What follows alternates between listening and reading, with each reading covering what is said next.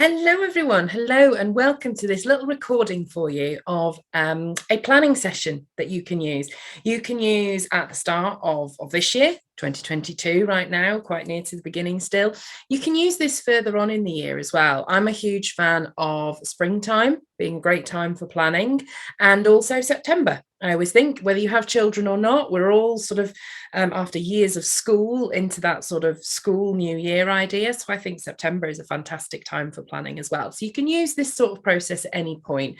But I think right now, as we have sort of finished a year, we've finished 2021 and we're still quite near the beginning of 2022, this is a nice little process for you to use for some planning for this year. So in a minute, you're going to need a pen and paper, and you can just pause this video as you go along just to make your notes, etc. Maybe you've got a nice diary or a nice notebook.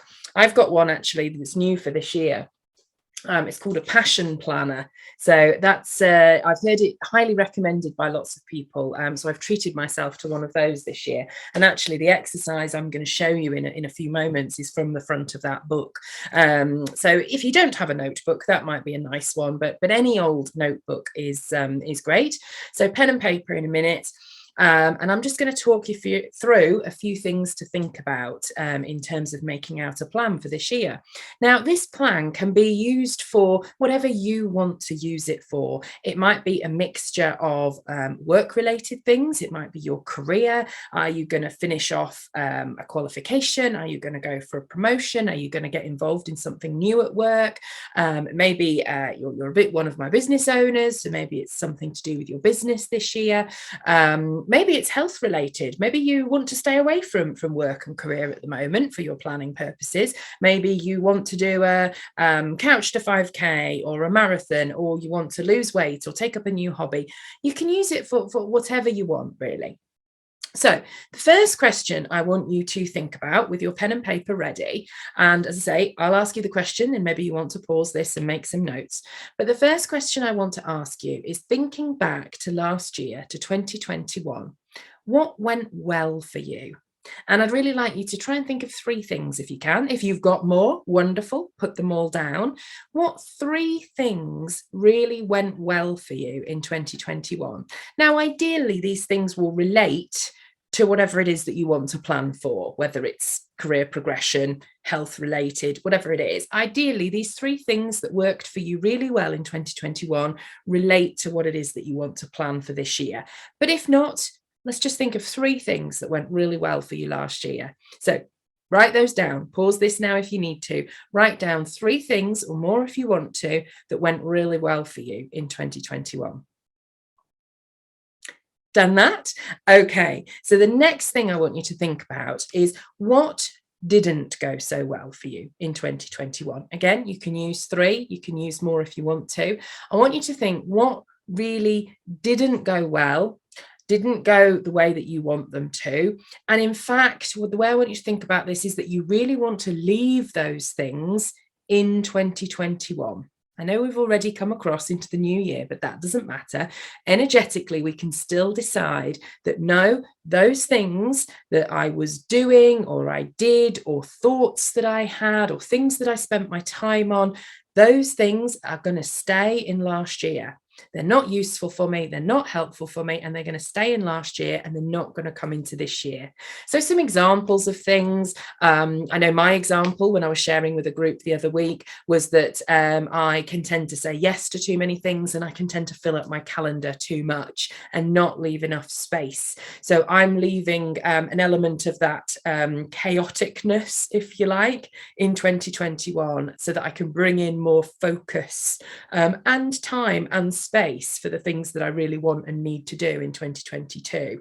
So leaving behind that sort of overcommitting and overfilling of the diary, I'm leaving that behind in 2021. That's an example of something that I'm leaving behind. So have a think about three things, more if you like, things that you are going to leave behind in 2021 because they didn't work so well for you. So things that, looking back, didn't work well for you and that you're going to leave behind in last year. Pause the video now and write those things down. Okay. So hopefully now you've got a list of things that you are going to bring through from last year because they worked really well for you, and a list of things that we are not going to be bringing through from 2021. Doesn't matter if you already have been doing until this point, that doesn't matter at all. And the important thing is just the decision and the fact that you've written it down. Now, there's many ways energetically that you could actually leave those things behind. Maybe you write each of them on a post-it note, and you screw them up, you can bin them, you can shred them, you could burn them, you could bury them in the garden, however you want to actually again, it's symbolic mainly, but symbolic for our head and our mind that actually know I've made a decision that those things are being left behind, leaving them behind in last year. So that's the purpose of that. So then, looking ahead now, what I say to people in this situation to do next is to think about where they want to be in 12 months' time. So in a little while, we're going to think about the steps that you might take to get there. But a lot of time with planning, people do this sort of the wrong way round. They sort of start thinking about steps first when they don't really know where they're going to get to. So what I'd like you to think about next is in 12 months' time, so 12 months from now, where do you want to be? What do you want the situation to look like with reference to what it is that you're planning for career, for promotion, for business, for health, for whatever you are focusing on right now in this session? And you may decide to do the session again with a different focus, but whatever it is you're focusing on for this session, what do you want it to look like in 12 months' time? Where do you want to be? What does every day look like for you in relation to the thing that you want to plan for? So a couple of tips with this. You may already know, you may already think, yeah, I can see exactly what I want it to look like in 12 months. I want it to look like X, Y, Z. Then pause this now and make some notes there about what it looks like for you in 12 months' time. If you don't know right now, which is absolutely fine, sometimes it can be very hard to project ourselves forward, particularly if we have been feeling a bit stuck and a bit unmotivated, a bit unenergized, which I know a lot of people are feeling, not just because it's the new year and it's still winter and it's still dark, but because we've had 2 years of a global pandemic, which has been extremely difficult for everybody involved. So a lot of people are struggling with motivation, with focus, with energy. So I want you to spend a few minutes now just relaxing with me while I talk you through one of my favorite exercises that some of you may have done before. So right now, I want you to put everything down. Put your pen and paper down, put your cup of tea down if you're holding it. And given that you're listening to this recording, obviously you can listen to it at your own leisure, hopefully with a little bit of peace and quiet just for the next 5 minutes or so. So what I want you to do is to just put all your things down. As I say, get comfortable in your chair. Feel free to lie down for this exercise if you want, and close your eyes. And I want you to close your eyes now and take a deep breath in and breathe out. And then take another breath in and breathe out. And one more deep breath in, breathing all the way down into your belly, and breathe out. And then just letting your breathing return to normal. And what I want you to do now is we are going to go to a point around a year into the future. It may be 18 months, it may be 2 years. It's up to you to choose your time frame, and don't overthink this. But we're going forward at least 12 months into the future. And you're going to be waking up on your ideal day, your perfect day. Now, this is a normal working day, whatever that might be for you. It's not a holiday, so you're not cruising on the Caribbean, unless that would be a working day for you. But we're going 12 months plus into the future, and you're going to see yourself waking up on this ideal day. What do you notice around you? What do your surroundings look like? What do you see?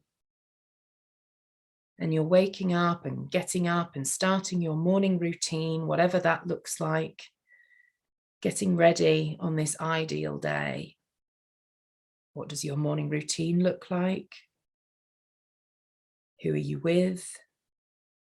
What do your surroundings look like? And then you go out into your morning activities on this ideal day.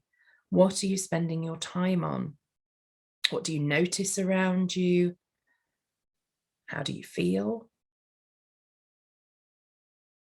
And then you're going into lunchtime on this ideal day. Again, what do you see? What are you doing? And then into the afternoon on your ideal day. What are your activities? What are you spending your time on?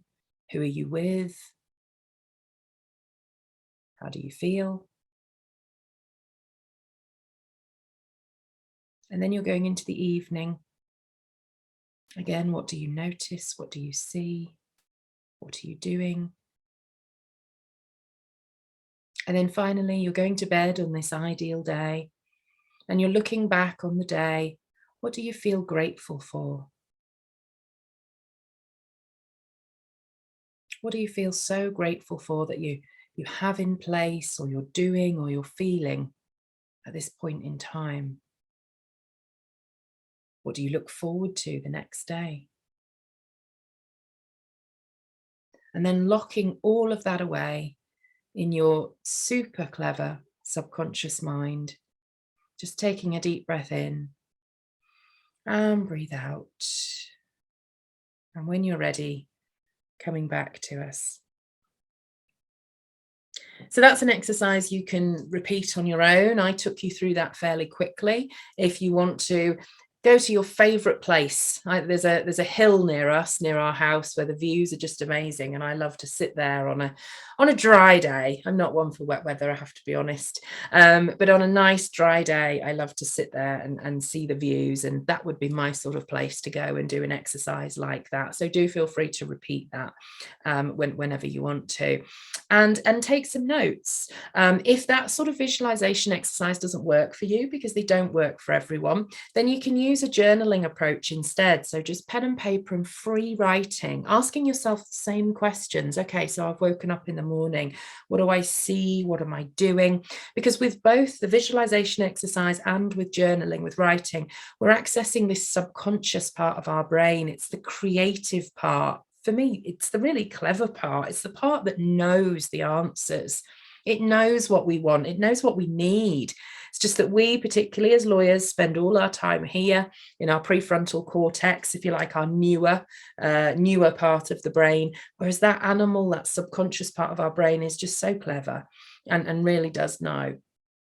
So both journaling and the visualization exercise that I talked you through there, any form of meditation, will all help you to unlock some of this, to see what things might look like for you in a year's time. And once you've got that, once you've got a sense of, okay, this is what it might look like in a year's time, the final step I want you to take is to think, okay, that's there in 12 or so months' time.